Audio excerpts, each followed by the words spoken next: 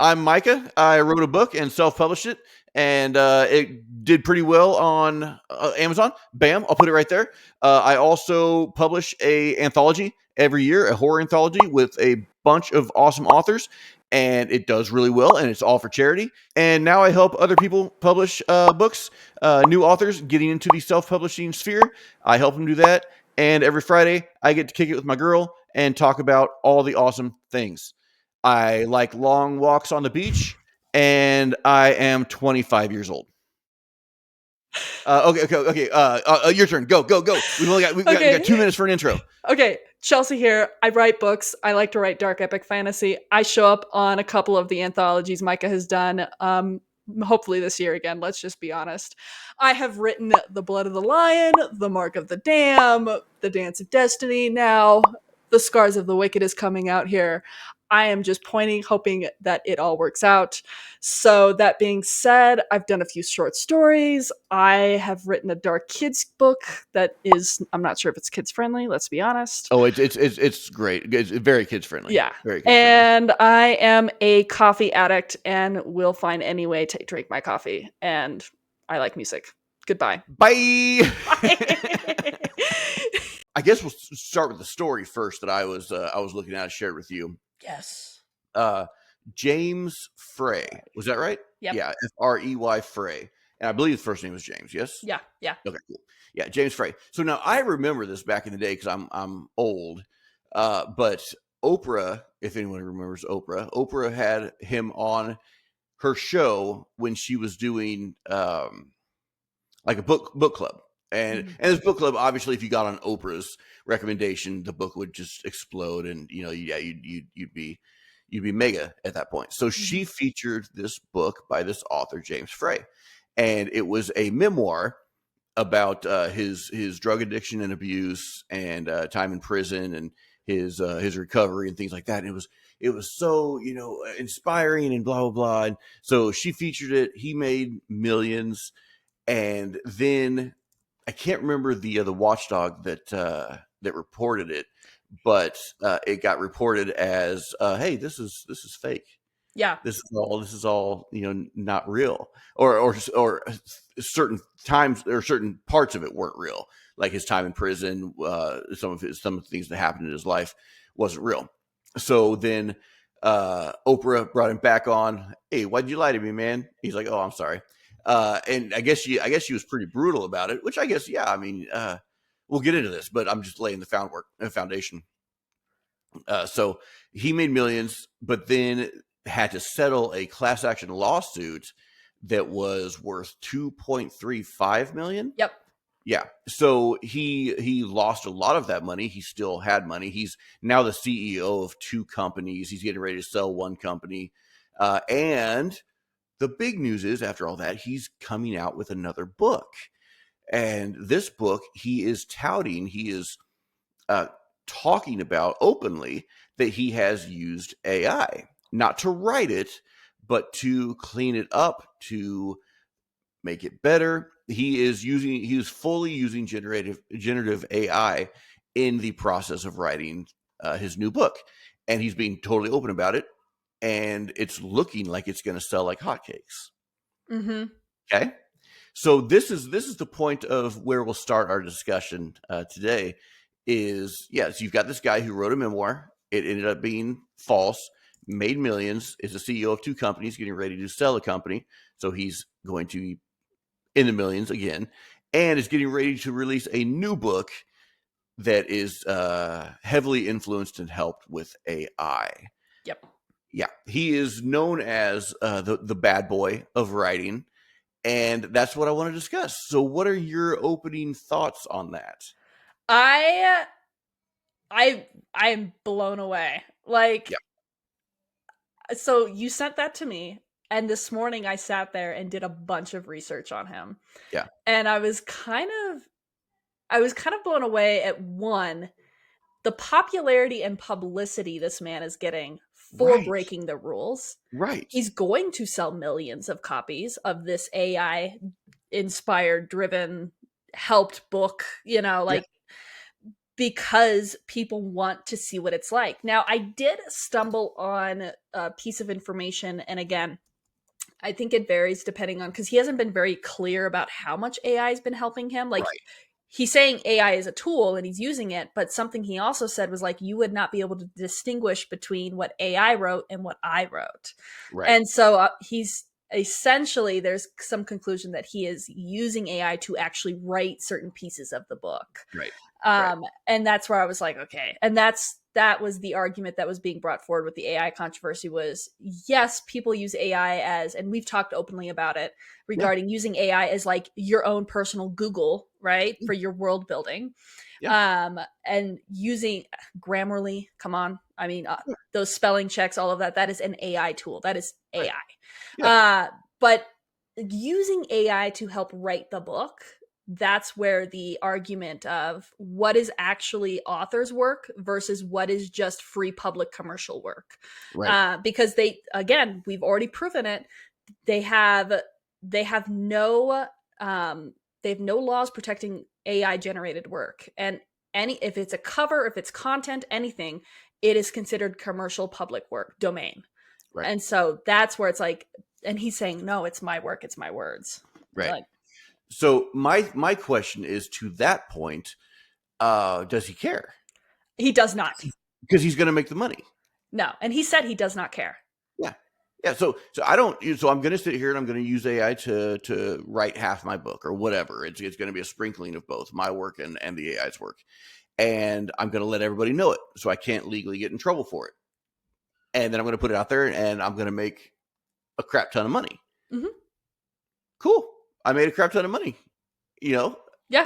is that his goal? So is his goal to share stories and to inspire people and to help people grow and to release this artistic voice within him that he just can't keep silent, or his goal to make a buck? Make a buck. I Right.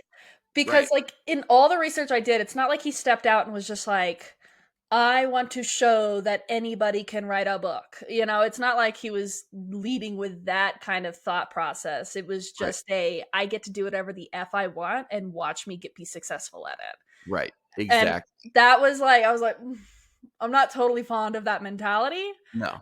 No. No. So Yeah.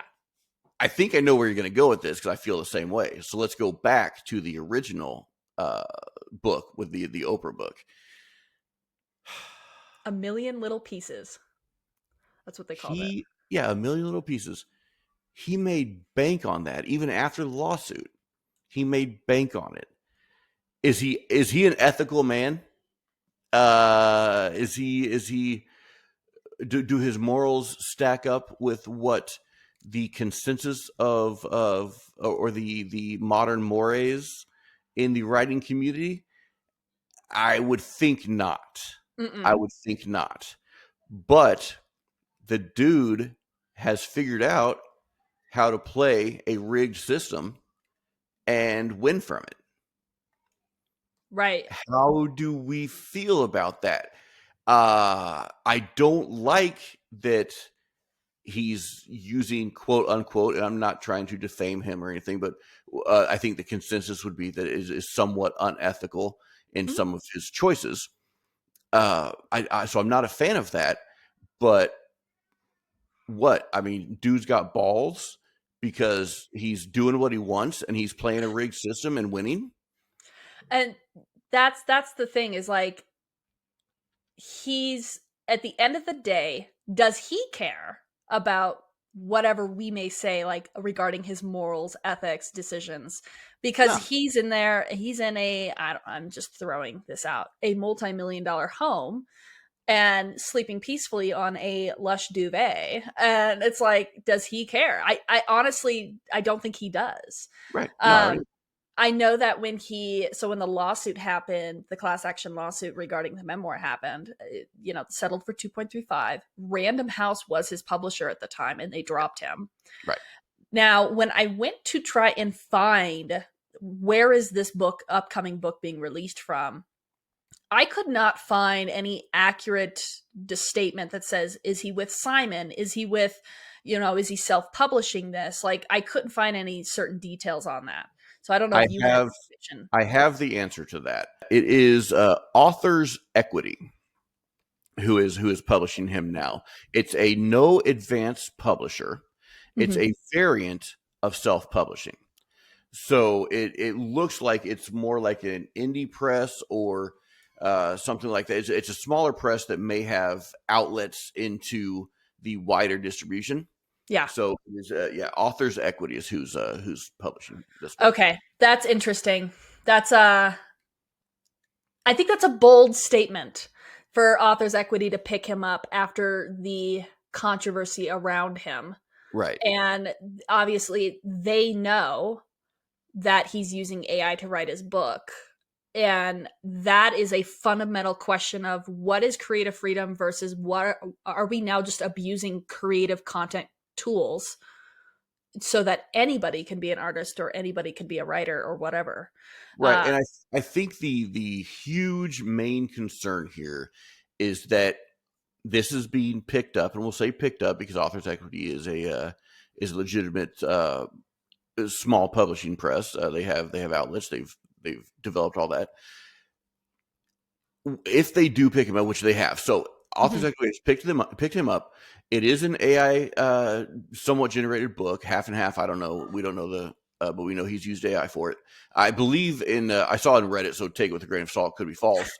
That the cover also was generated by AI. Okay.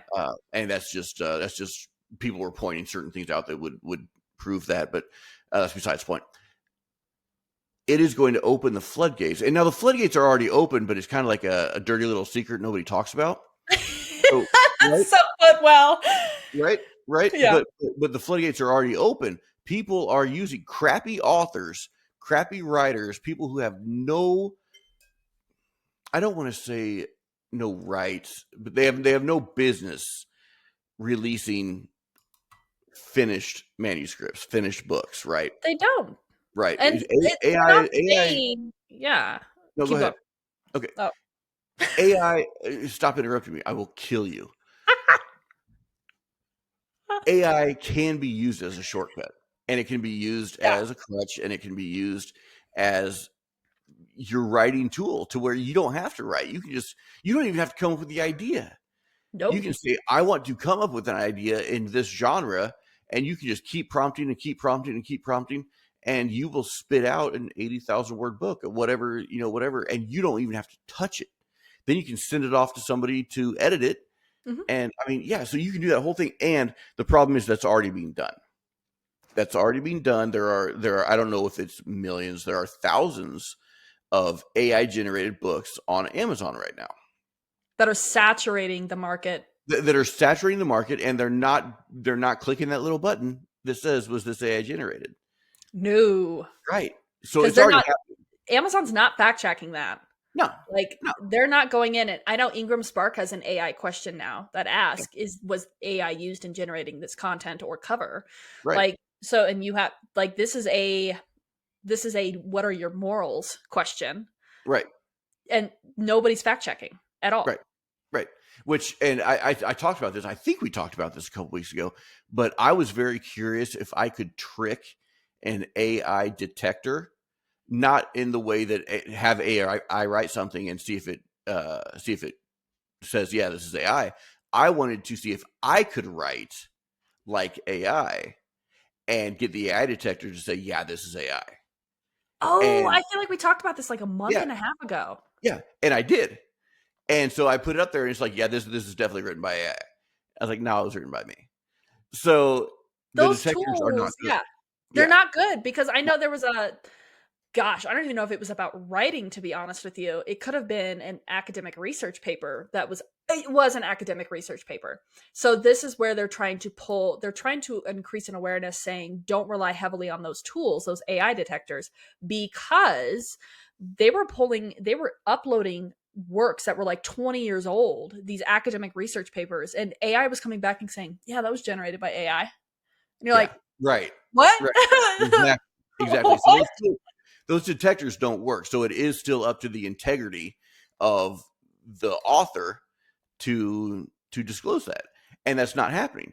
And here's the problem with what Frey and this author's equity is doing, is that if this happens, which it is, it's going to happen. So when this happens, that's going to open the floodgates, and no longer will there be a issue with writing with AI. It's going to destroy the true integrity of creation It uh, is. and, and authorship. But I think that's where you and I talked about this, or maybe we touched on it a couple of months ago. It was a minute ago. But I think what we're experiencing is the rubber band effect, where, Yes. everybody's like, AI, AI, AI, look what it can do, look what it can do. That rubber band is stretching. Yeah. And we're suddenly, we're devaluing during that stretching the human touch to anything out there, Right. not just writing.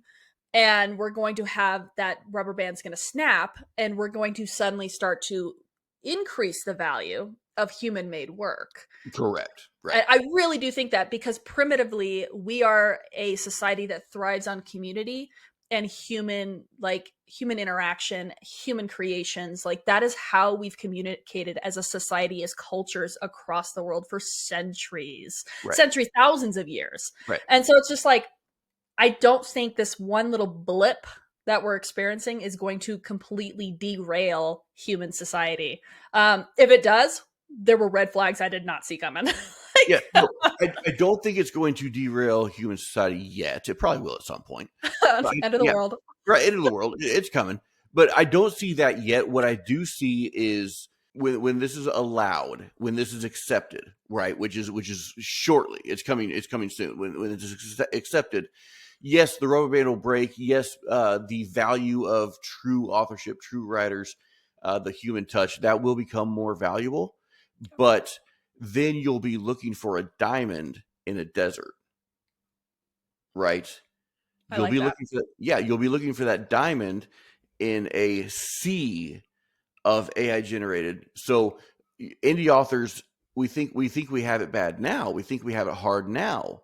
Yes, we do. How much harder is it going to get? That not only is there a ton of flop out there, but now there's a ton of AI generated flop on top of it. Mm-hmm. Right? Yeah.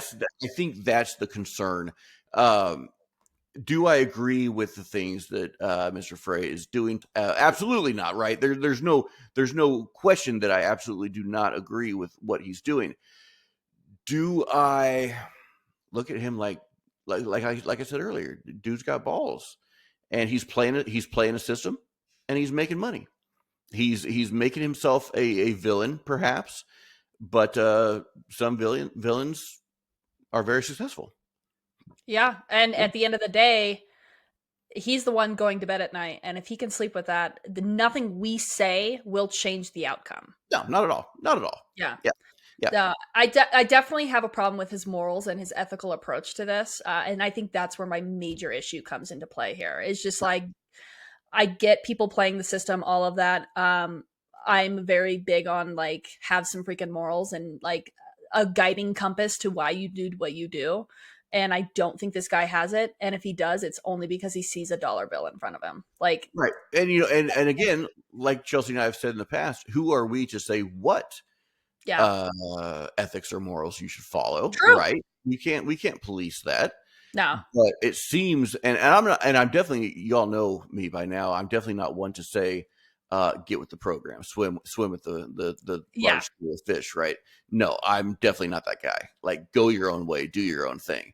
Mm-hmm. But there is I think, a societal moray, or a collection of societal mores that may have a lot to say against what Mr. Frey has Yeah. done and is doing, right? Yeah. Yeah. You couldn't have said it better. That's Yeah. so true. And that's where the heat is, right? It's like people Right. are like, holy crap, I go all my life trying to learn the craft of writing because it is an evolving craft. It is, and And we just talked about this recently, and I won't mention names, I won't do anything like that. But so Chelsea and I both have edited works where the story, the foundation, the idea is solid, but it's from a relatively fresh, green, wet behind the ears, new author that just has not developed everything they need to to make that. It's an evolving craft. Yeah, it's an evolving craft, and everyone needs to evolve. Exactly. And so I think that's where some of this AI controversy is coming in because so let's take us for example. We've written for as long as we can remember.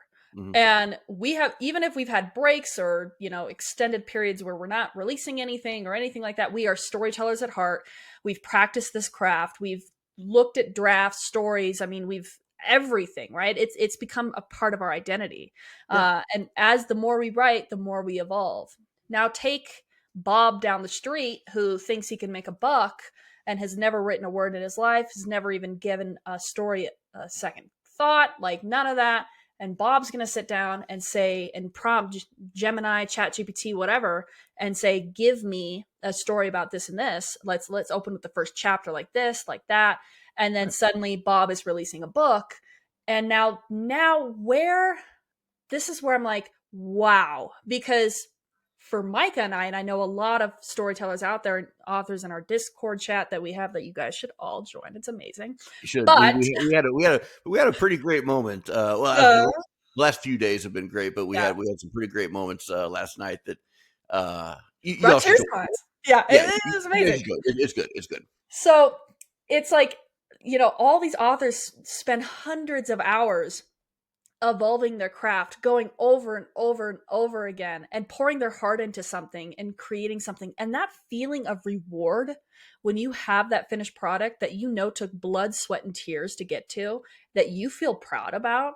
Like, what has happened to humanity when we can't even appreciate that dedication and the extended hours that it took to get to that final project, and instead are choosing to go like Bob, and Bob doesn't want to take 5 seconds to try and write his own sentence and is Right. like, well, look what I did. Right. There's a I think massive gap there. that's something that really bothers me too. That's Is the look what I did. No, you didn't. no, Yeah. Right. Like look what AI did. exactly. Right. That just bothers the crap out of me when people like I've got a buddy who has been playing with I can't remember what the program's called, but it's an AI music writing tool. I think we talked about this, but yeah, he's AI is creating these songs off of his prompt, and he's like, "Look what I wrote." You Huh? didn't write that? What? No, you didn't. So yeah, it's the same thing. But it's unfortunate that it sounds really good. Like it's great. You could play it on the radio, Mm-hmm. and that's the fear. Is like, where are we going? Where does it stop? Of Yeah. course, we are afraid in the writer's circle, but it's going to happen everywhere. Mm-hmm. Yeah. It is. It's just like on a human scale, it's like, where did we take for granted and dismiss the journey you take as an individual Right. creator, whether it's writing, music, baking, wood carving. I mean, I don't even know, right? I'm just throwing things out there. Right. But it's Right. like, where did we just dismiss that journey to get to that final product in order to just rush to the end and say, look what I did, aka AI generated all of this because I'm too lazy to put the time and effort into it. And I say that, I'm sorry, I say that. It's true. Well, and the problem is now with this thing that's going to happen, James. Yeah. right? Now that's going to be rewarded. Thank you. That's the Thank problem, you. Thank right? you. That's The problem. that's exactly what I've been trying to say this whole time and you just Yeah, said it. So yeah. that's yeah. Yeah. Now it's being rewarded, and ouch, that's a sad state for us to be in. That is a sad state just on a human scale. Like not Yeah, even if you remove writing itself, it's like that's a very disappointing state to be in because humans have gotten where we've gotten because we are the most determined pieces of crap sometimes I've ever seen. Like yeah, we will do anything to get what we want. I yeah. mean, just historically look at that, good and bad. Right, And now we're getting to the point where we just click a couple of buttons and we're like, ah, right. yeah, Done. I have look what I accomplished did. all I set out to do. Right. It's ridiculous. Yeah, and I'm not saying like Mike and I have always said like we're not here to villainize or like make anything heroic, like none of that. We're just like this is an open discussion, like because AI, as we have said, has really cool tool capabilities. Like It does. if you are an epic or high fantasy world builder or even though some of those crazy paranormal romance Sure. fantasy Or books, like mega historic worlds. historic Historic, fiction, things yeah, like that. yeah. Yeah. Yeah. Like, if you have a massive world, regardless of what genre you write in, like, using it as a tool to reference specific dates that you've created, making your own channel, Yeah. honestly, it saves you so much headache time It's a trying. groundbreaker. Yeah. Let's talk about this just again because we're talking about this, and we have gotten quite a few new subscribers lately. So thank you all and hello. Um, so Chelsea and I have both been fans of and users of AI only in the fact that what you do is you create a private channel and you upload your manuscript as you're writing. So you give it this manuscript, but it's a private channel. Nobody else can get into it. It can't get out. You upload it, and then you can create within that a compendium or encyclopedia, whatever you want to call it. And what that does is it keep track of everything. So like, sorry, yesterday I was writing and I couldn't remember how I described a certain sword, and the sword came into play. So I was like, man, I'm going back. I'm on chapter 6. It's not there. I'm on chapter 13. It's not there. I knew this character had it. Where was it? I went over to my private GPT that is not stealing from anybody. It's only using what I've given it. And I said, do you remember when Eshel had this sword and it was created blah, blah, blah, blah. How did I describe that sword? And it found the exact Oh, scene that I did, and it punched out the scene for me. He said, oh, here it is. It was in chapter 2 with blah, blah, blah. That's it's incredible. amazing. I'm not stealing from anybody. I'm not using AI to write my work, but it's just a super fast indexing tool. It's lovely. One other thing I want to touch, Chelsea, before I hand it back over to you is and this has been commented on, people love it. The people who get it, I've never had a bad comment, so hopefully everybody does get it. But we use AI generated images for our thumbnails. There's a reason for that. It's a joke because we're so against utilizing AI for actual creation, right? So don't get it twisted and think that we're like, check out this rad image, or whatever. It's like, It's just right, crazy. we do it because it's funny, because we Yeah. would never, ever, ever use generative AI as something that we created. So I just want to get those 2 points out there so that new viewers kind of knew where we stood on that. Mhm. So it's actually interesting you say that. Two things right off the bat I want to jump on. One, I literally had to reference and go back because I have a like a god relic that's a sword Mhm. in my query project, and it's introduced in the beginning of book 5. I was like, which book? And I could not for the life of me remember what the sword looked like. I just knew. I was like, well, it's got a red tinted blade. What else is there? Yeah, yeah. And I was just like, so I started looking around and I was like, oh, wait, that's going to be in the query project, which it's not uploaded. Oh, And bummer. no, because I was still working on development edits at the time. And I was like, Yeah, things yeah. have to be finalized. So that being said, it took me a minute to go find Right, it. I was like, what right, the heck did I right. introduce this? So it's funny you brought up the sword thing because I literally just started laughing because I was like, I actually vividly remember sitting down because I'm in the middle of this like discovery scene where this god turned writer is rediscovering the stuff he hid away when he thought he would never get a second chance. Yeah. And so he's pulling out this relic, which AKA destroyed the Writer Federation, and he kept it all this time. And so I'm like sitting here in this like mega scene, and I'm like, what the heck does it look like? Right. Right. And so these are the ways you can use these tools ethically, morally, Yeah, and without feeding the system and without stealing from anyone else. So yeah. there's a way to use these tools, and I encourage people to do that. But guard yourself against the temptation of Have pride in you your know, work. have pride in your work. Don't lower your what you believe in just to get there quicker. Thank you. You're not going to have the satisfaction, and you should have a little bit of guilt, a little bit of, oh man, should I have done that? And then you'll want to go back and pull it, and just don't get caught up in it. Don't get caught up in it. Yeah.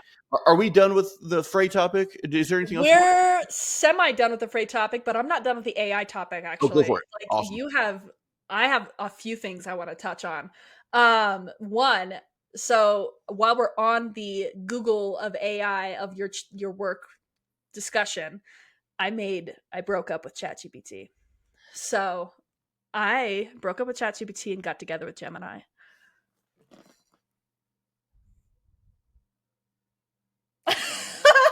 I don't know how I feel about this. Sorry. I don't know how I feel about this at all. So I was getting to the point where, okay, the Gemini, you have your own gems, which are your own private channels, just like ChatGPT. Okay. And there's a lot of research coming out that Gemini is advancing and is much better and more accurate than ChatGPT. As far as categorizing your manuscript, Categorizing okay. everything like that, as well as even pulling research when you ask a real world question, right? If you're asking academic based questions, medical based questions, or anything like that, or just like how do you bake bread, just much more. Yeah. So I kind of was like, I got handed a 4-month free trial, which I was like, WTF, I'm gonna have to try this. I uploaded all my manuscripts and I straight up just went, what are the guardians of death? That's a broad statement. Sure. Tell me about the guardians. Yeah, And you're kind of testing it, like yeah, how well can you read my manuscript? yeah, exactly. How well, and what is the Varelian saga about? Yeah. And so I asked those two main questions, and bro, ChatGPT looks like a child. Like freaking, I'm sorry, I'm just telling you because confessions, okay? Yeah. So I said, tell me what the Varelian saga is about. It, kid you not, it spit like detailed descriptions of each country, each city, the main characters, the impact of these main characters, even these side characters that have had huge impact. It spoke about the religion. It spoke about the gods. It spoke about the magic system. And I'm talking everything I read through was 100% accurate, and I was just like stunned. And then I asked, "What are the Guardians of Death?" And it spit out this gorgeous just summary of the Guardians of Death, which have slowly been built up over the 4 books that have been released now. Right. And so it's like trying to get all that information accumulated in one document. And it just spit out all these like crazy accurate, even made like specific historical references to certain things that I've discussed. It made references to Morai, the main character, because of which is everything in your books. Yes. Right? It's Yeah. taking your information Yeah. and giving it back to you. Yeah. Yeah. I mean, it was insane. I was like, I have never seen such detailed and accurate information, because if anybody that knows, like I think we talked about this a few weeks ago. I was saying that I was having problems, especially early on with ChatGPT, that there was a lot of hallucinations. Yes. Like I would ask a specific question, and very specific. I would say, in this chapter with Zarek and Syra in the Scars of the Wicked, there is this discussion regarding the Duralock demon. What is it about? Very specific. Yeah. And ChatGPT was like, I can tell you about the dog that was in it. And I'm like, what effing dog? Like, what? Right. But when I asked Gemini the same exact question, it gave me specific, detailed answer that was accurate. And I was just like, crazy. So that being said, after some back and forth, I broke up with ChatGPT, and now I'm dating Gemini. Wow. Well, I will have to just go on a date. I'll just feel Gemini out. You're not married to ChatGPT. Right. I'm not married. I'm engaged for another 6 months to ChatGPT, but that's okay if Gemini, because I actually had it hallucinate on me the other day. I have a character named Strack. He's a side character, but he's very pivotal he's great. He's great. But he used to be something else, and so he used to have a different name. Yeah. And I couldn't remember the name. And so I asked ChatGPT, simple question. It should have known this right off the bat. Right. What was Strack's name in his previous life? Strack's name in his previous life was something ridiculous. And I was like, all caps. I was like, no, you're wrong. You freaking idiot. What was his name? And it's like, oh, I don't have record of that. I was like, dude, we just. So it was really tripping up hard there. So you had a little bit of a tiff with ChatGPT. Yeah. That's what I'm saying. Like the ring may get returned. Yeah. Mine was my subscription was due on June 17th. So nice. Good. It was like out of it. Yeah. That's perfect. That's I was perfect. like, well, I guess we're breaking up.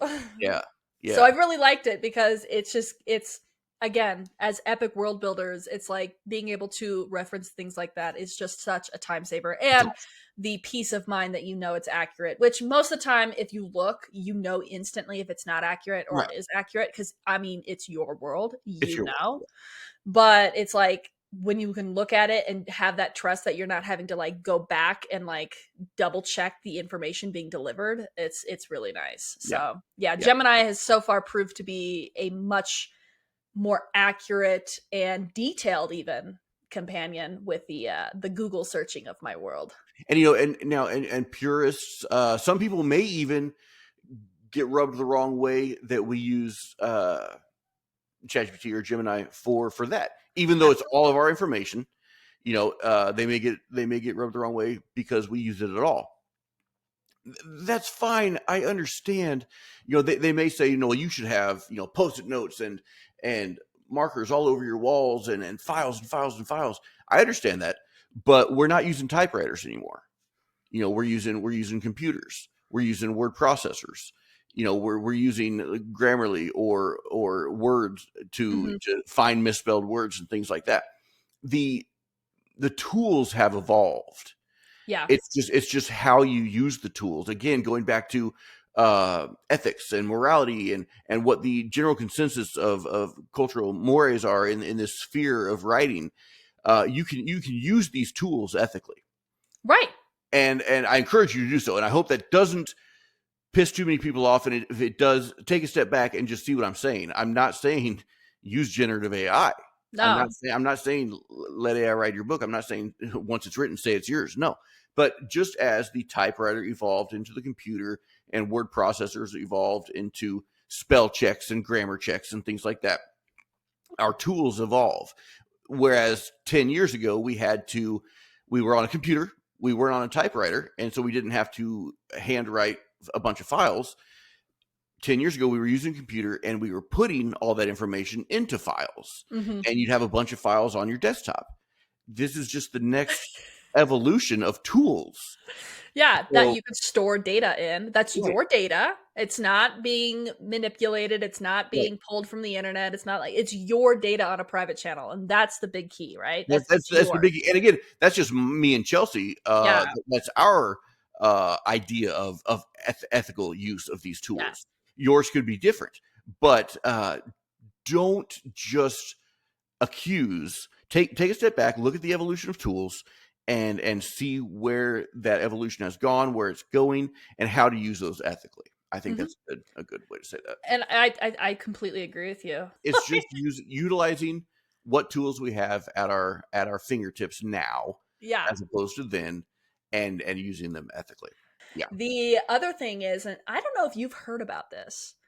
Well, what I'm going to say, I want to circle back real quick to what is ethically interesting about using AI in writing is, and you know this, but I don't know if we've ever shared it on here, and I don't name names here, but I worked with for about a year and a half, maybe a year. I worked with a small publishing company that was based out of Australia. And they primarily focused on kind of contemporary romance, fantasy romance, things like that, and very short novels, like yeah. I'm But it was just like, kidding, just kidding. Don't move He's on. kidding. Princess Bride is his favorite movie. It is Everybody, my like, favorite movie of all yeah, time. like Yeah. chill. So that being said, I was working on those very short novels. We're talking like right on the cusp of what is a novel, like Yeah. 51,000 words. Wow. So that being said, toward the end of the contract, I started to notice a lot more dry writing and a massive plot holes. I mean, I would get sections where it was like 20,000 words and there was like a massive discrepancy on what the characters looked like, what they did, their decisions. Sure. Very, very, and this was when AI was very amateurish Mhm. with its writing when you did ask it to generate a writing. So there was very big red flags to look for and be like, okay, well that was obviously generated with AI. Right. So at the time, I had reached out to the lady who had hired me, who's the owner of the publishing company, and I said, "Hey, at the time, it was only one manuscript at the time. I said, "Hey, this has got massive errors. I mean, we're talking massive developmental issues. I'm like, and it's like, I can't even edit this. Like, it needs to be completely rewritten. Like, it's bad. Yeah. Like, I mean, we're talking like characters are ending up in one place when they never even said they would end up there. They look different. They, they're saying different things. And then you've got the, which was for a time very popular, the AI generated word phrases that people said avoid using Right. because, Right. and I could see it. I was like, oh, I know why, because Yeah. it's pretty freaking obvious. So I told her, and she was like, oh, well, we don't discourage our writers from using AI, but we do ask that they sound like them, And I was like, oh, Whoa. okay. And so that was interesting. And this was even back 2-3 years ago. This was 2.5 years ago. Yeah. Yeah. And Yeah. so I told her at the time still, I was like, it's uneditable. Like, I can't, this is not even ready for edits. Like, it's bad. Yeah. And so she took all that information, returned to the writer. They ended up getting a new writer who fixed what was generated already. And then she did it 3 or 4 more times. So And they were just churning out just there was like, again, I worked with her for like a year-ish, over a year. And, I would get works like every 3 weeks or something. And it was like, can you edit this section in 3 days? And I was like, yeah, it's fine. And it was all pretty heavily edited already. And so I would just go and do line edits, Chicago Manual of Style, all of that, point out maybe a small thing here or there. Totally fine. But toward the end, I started to notice, I was like, bro, is anybody actually checking this before submitting it to you? And you're not even checking it and sending it to me? Like, I'm like, it's not even readable. Like, and it was heavily, heavily generated with AI. And you could see that because, again, the young amateurish AI at the time was very obvious. right. So I thought it was really interesting because, and then she just disappeared. And I wonder if they went out of business. But so she just disappeared. So I don't know what happened to her. Yeah. So personally, I hope she's okay. But that being said, I thought it was very interesting because at the time, the discussion of AI being integrated into the writer world hadn't yet even been addressed yet. And if it was still very quiet. It wasn't as loud as it is now about where are the ethics and morals when we are using AI to generate things as content and creation, and then using that and taking rights to it and saying, oh, I did this, and you didn't.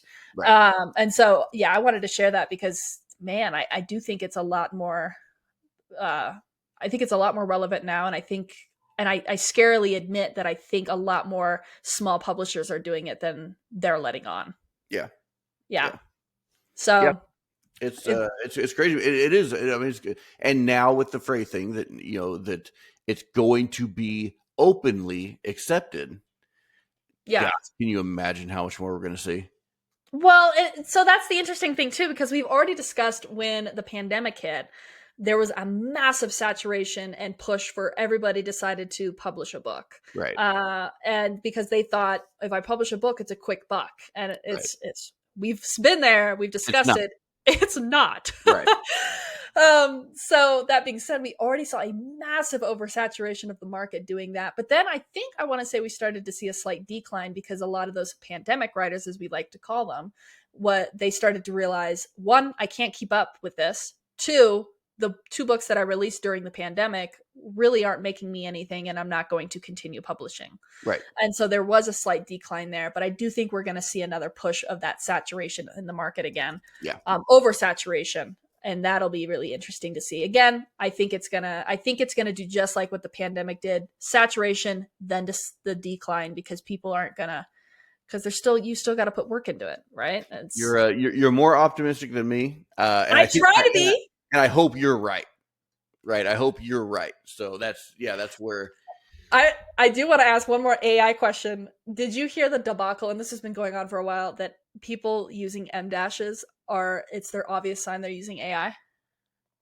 I did not hear that.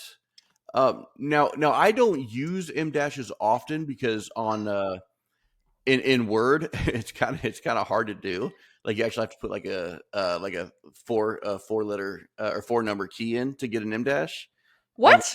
Yeah. You could just click the dash twice and then it transfers to an M dash. Mine's never done that. So I actually have to put in that 0526 or whatever every time. Like, I don't know. And I've talked to people about it. I was like, why? It must be your word or something like that. But I've What? never been able to get an M dash just with the pop pop. Never. So I always have to do that zero, whatever it is, Oh. 0652 or whatever it is. I Yeah. can see why you wouldn't use Oh, I it. don't use them. I hate them. I love them because sometimes they really do need to be there. But I found, so what I do for the Singing Blade, what I've done is I write a chapter in Google Drive, Yeah. and then I bring it down to Word and put it in the manuscript. Google Drive, it works. Pop, pop, M dash, no problem. Dude, that's so weird. I Yeah. had no idea. Yep. So in Word, whenever I'm in Word, dude, I don't use them. I just figure out a different way to write the Let me sentence. rewrite this entire paragraph if I Yep. need to. Yep. That's So funny. yeah, I But mean, yeah, maybe I need to just reinstall Word. I don't know. I don't know if it's just yeah, something you got, but yeah. So, but I know I had not heard that. That's interesting. I thought it was really funny. I think it's a lot smaller of a debate than, most of the other things that we've come across and stuff like that. I Hmm. think it's just a really niche debate going on. And it's been ongoing. I think it might have quieted down now, but that there were readers that were making accusations that authors were using AI because they had heard somewhere through the grapevine that M dash is equal to AI. And it was just like writers were like, "Bro, what?" Yeah, Like, and it became a reader versus author thing where authors were trying to say, no, M dashes are part of writing styles. absolutely. And yeah, it's like everybody uses an M dash. Go look at Stephen King, go look at George Martin, go look at anybody. Right. Like, and you'll see an M dash. Yeah. And so it became a big heated topic there for a second. But I don't even know if it's still going. Yeah. But gosh, I stumbled on that a minute ago, and I kind of just chuckled and then worriedly, like kept scrolling because I'm like, I love my M dashes. Right. I know. I know. You. Yeah.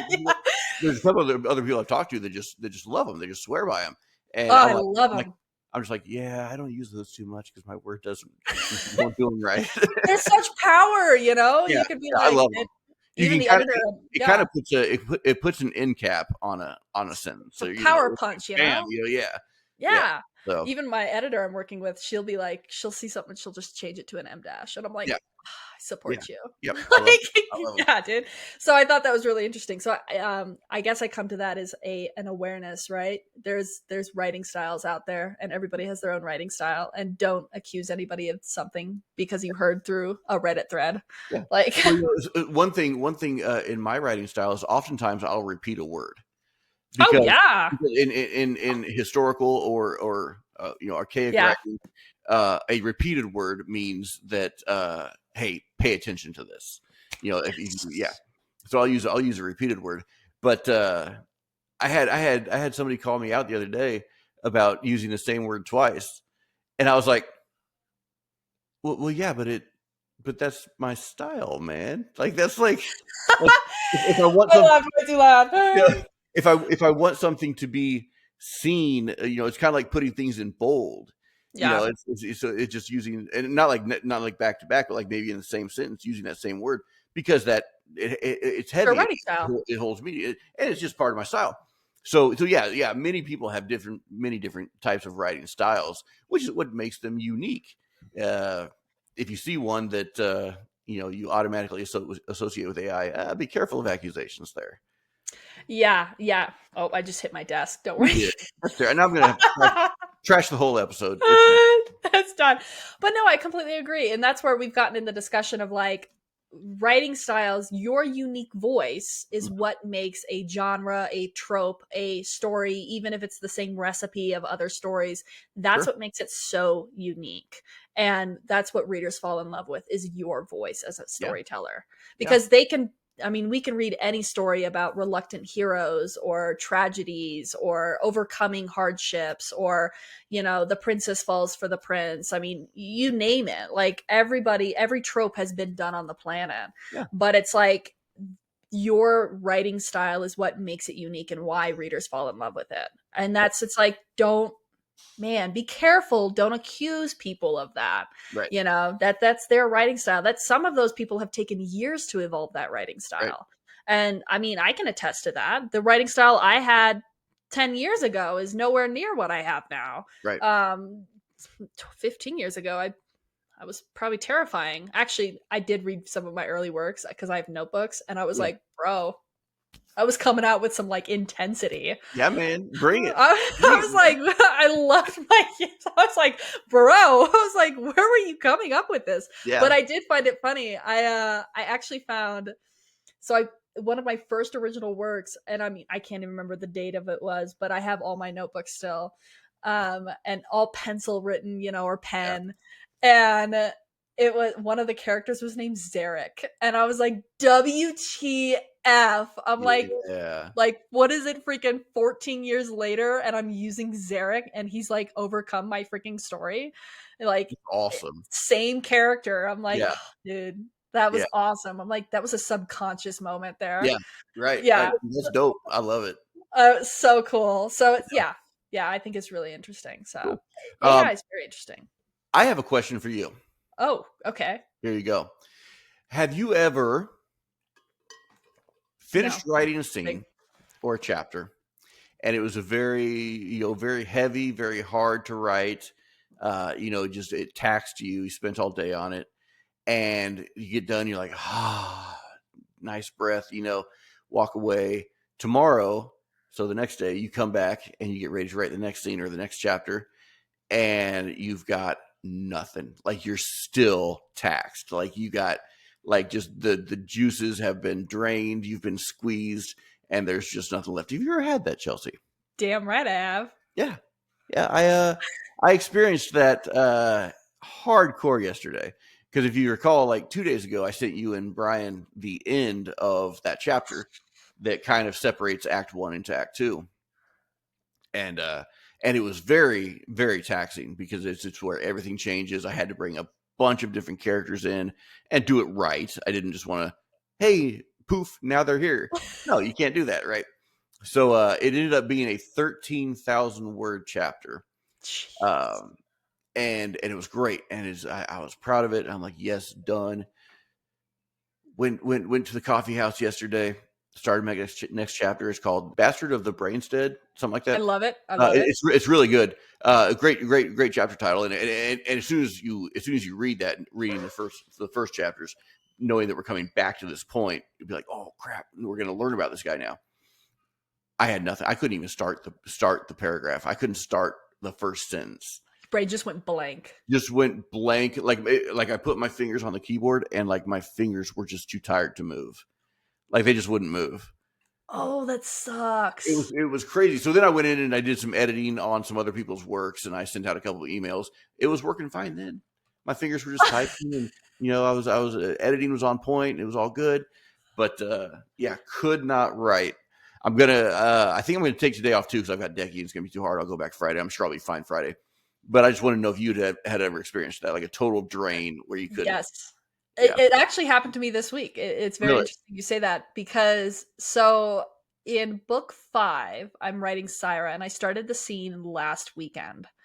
And it's she has to face the demons of her past as part of like a transition stage as she gets answers. She's visiting the old ones. She basically has to become possessed to do that. It's a very dark scene that leads into a very heart-wrenching but very pivotal scene for her to get answers and to get those next steps. And so, without giving details away, that was very vague, but that was like crazy. Yeah. So that being said, I got into the scene and I realized I don't even know if I told you. I don't even know if I told you. So I can't. We talk about so much stuff, I know. but bro, I don't remember. Yeah. So I. That being said, I got into the scene, and it's going to be a very heart wrenching scene because if anybody's read her story, she's the classic protagonist where her father was killed, and that's what drove her out of the city. Mhm. He found the ancient relic, the demon killer, and that is responsible for the Dyrelian massacre. And like it's a mass powerful weapon if you know how to use it. And the king wanted it, finds out her father had it, and she didn't even know. She comes home, he's dead, the house is on fire, the soldiers are after her. She finds this relic, and she has to flee Castor, basically, the cities that she's lived in, basically. And at the time, she like I didn't make it a secret that she was very close with her father, very influenced by my relationship with my dad. It's just Did you and everyone correct me if I'm wrong? what Did Chelsea say fodder? did I say Vader or father? I was I thought you said It could have Vater or Butter. fodder. Actually, I think that's German for father. It might be. It might be. And I know Chelsea does speak some German, so you may have. I think I haven't done it in a while, but now I actually pause. You I said, have yeah, you to said actually Vater. look. It's Vater. Yeah, so Okay. Chelsea just had a brain fart and went into German for a little bit. So Yeah. that's funny. That was weird. I haven't Yeah, done German in a minute, so yeah, that okay, that was weird. that's So awesome. anyways, yeah, that's you all saw it here first. Yeah, But so anyway, she's very close with her father. I'm done. yeah, She was very close with her father, yeah, and it's probably influenced because of my relationship with my dad. I sure. have a very close relationship with him, and so that being said, I always knew that I wanted him to come back around because obviously the dead isn't entirely dead unless they pass into the afterlife in my world. And that is a very mysterious process in itself that the guardians only know of. And so she doesn't get that information yet, but she slowly over time starts to learn how that process works, how the dead is managed by the guardians. I always knew that I wanted him to come back around, and he's going to come back around in this chapter, and it's a very gut wrenching goodbye. Hmm. And I actually got to the point I wrote the introduction of the chapter, knew that I wanted to get right into it because of how the transition between her being possessed and then being her mind being transferred to this veil between the afterlife and the dead. And then how she meets the old ones, which are ancient guardians who have chosen to stay behind. Um, but that she has to meet her father. And in doing so, I realized how heart wrenching it was going to be to write that. Yeah. And I haven't touched it since. Really? I haven't touched it. I'm like, holy crap, I am going to bawl my eyes out writing this. That's Like, crazy. yeah, it's like, so that fatigue I think goes both ways. It's almost like a creative fatigue, or like, and I wouldn't even say it's a block, like, because I know, and I'm Right. very eager to write the scene Yeah. because I know when done right, it's going to be, it's gonna be a tearjerker. Yeah. But I also know, like, the lead up to it, it was just like my brain went, I can't do this. Like, I'm creatively fatigued in this subsection where it's like I don't know how, I can't write it, but if you asked me to write something else, I would write it. Yeah. Yeah. Yeah. So it's Yeah. like, Yeah. Yeah. That's how it was. Like I could yeah, go on and do other things, but I just could not do the next chapter. It's like, dude, I gotta step back, which is fine because, like I said, 13,000 word chapter. Like I can take a break. That was good progress. doing pretty good, doing pretty Yeah, good. doing pretty good, doing pretty good. Yeah. Yeah, So I get it. Yeah. So I haven't written at all this week, which is very, very, very weird for me. that's real weird for you. Wow, I'm super shocked to hear that. It's like my brain just like freaked out. It was just like, I can't believe I have to do this, Yeah, and it's just, but at the same time, I really want to write her chapter because she's the only one in my head right now. Despite having Morai's chapters ready to go, I'm even outlining his chapters in book 6 already oh wow, because, oh my God, your outlining process has saved my life. That's I'm all I telling got to you, say. it saved my life too because I've never done that like that Dude, before. I dude, love it. I like, this is book 5 and book 6 and a couple of smaller things, but because the notebook's big enough. Yeah, But like, I can't flash this other page because it's got Moray open for book 6. No spoilers here, but yeah, that's a no pretty spoilers dark here. scene. But like, Moray reaches rock bottom in book 6, and it's a very heavy process to transition that from book 5 to book 6, which is actually really cool because the concept of the red goddess that is introduced in the standalone with the pirates, she is going to be the key to Morai and with how he transitions from book 5 to book 6, which was actually crazy cool because I was kind of curious how, at the time, I'll admit, when I've been writing these books, I don't necessarily know the future. Correct. So Yeah, I'm like, how am I going to justify certain actions Morai is going to take at the end of book 5, which I always knew I wanted him to do, but I didn't know how to justify. And yeah, the red goddess is the answer to that. So I was like, WTF. awesome, So awesome. the and you're familiar with it, but the I think, because I've sent you photos, the illustration I had done with Morai praying with the forest in the background, Yeah, that's the scene in book 6. awesome, And it's a, oh my God, it gives me chills. I've dreamed of that scene since book 1. awesome. Like, yeah, so it's very exciting. That being said, I don't know where I was going with that. Um, Hold on, let's think. We were on the writing fatigue. Outlining process.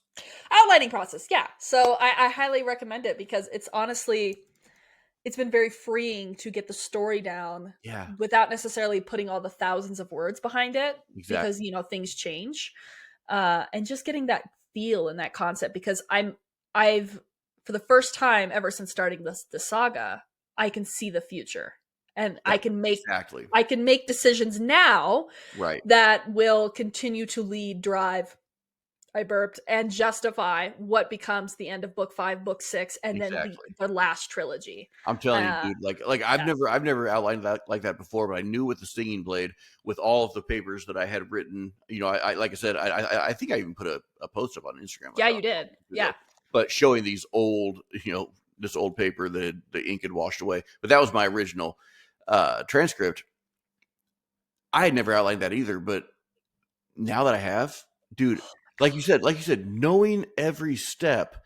And it's not like you can't change that, but knowing the entire world, it's kind of like you're stepping into a world that's hazy and that's maybe black and white, but you're in it and you can live in it. Yes. And then Yes. as you walk through the world, as you walk through those chapters, as you walk through the world, the color comes in and the haze becomes sharp, and the NPCs are now people. And so it's like, oh, I love it. Also, anyone who wants to know my secret outlining process, I am running a new program. $399 will get you my exact recipe for perfect outlining. I take Venmo, Cash App, OnlyFans, Mastercard. I take it all. So if you all are interested in that, please just let me know. Dude, that is epic. I've never had the issue where I've actually struggled between choosing to outline or write, because I'm actually having so much fun outlining and discovering that world exactly how you said it, where it's like that haziness is becoming sharp. Right. And knowing how close I am now to the end, even though I'm quite a few books away, it's like now I'm really trying to pay attention, like laying all the foundation for these final show offs. Yeah. And so I've had a lot of fun outlining book 6 because I'm leading into the end of that second trilogy and leading into that final trilogy, which I kind of have an idea I think I want to happen, but you never know, man. It could change. It could It change. it sounds really bad, but I kind of want to get more notebooks and outline the last 3 books, or at least the 7th book. Dude, I don't think it's bad at all, because again, it can always change, but you are, and like we talked about, this style of outlining is a practice in writing. You're only going to make it better, True. right? You're only going True. to make it better. And So if like, you're at a point right now where you're not writing, you need a day off or whatever, you yeah, could easily go through and start your outline on the future of the saga. Man, I think that'd be a rad idea.